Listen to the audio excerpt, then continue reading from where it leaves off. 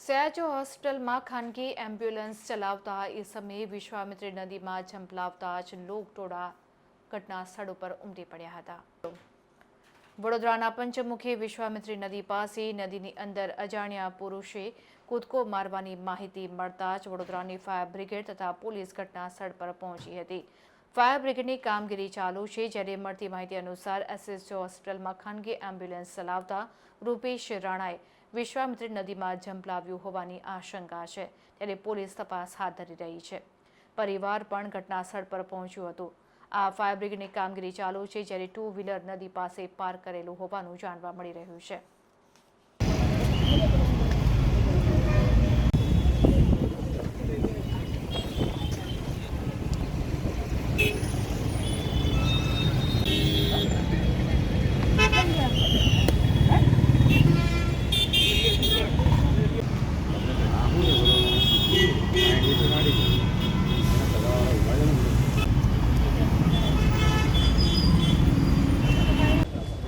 બનાવ વિભાગ અમારા કંટ્રોલ રૂમથી દાંડિયા ફાયર સ્ટેશન કોલ મળેલ હતો કે વિશ્વામિત્રી કાલાઘોડા પાસે પંચમુખી હનુમાનના મંદિર સામે પેલી એક્ટિવા પડી છે અને ચપ્પલનું લોકેશન બતાવે છે।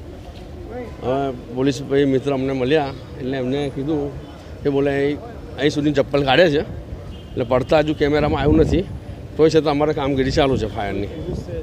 હા, પુરુષ હા કોઈ છે, એમના ફેમિલી બી આવેલ છે, ફેમિલી હાજર છે એમનું। શોધખોળ ચાલુ છે, અમારે કામગીરી ચાલુ છે, બરાબર।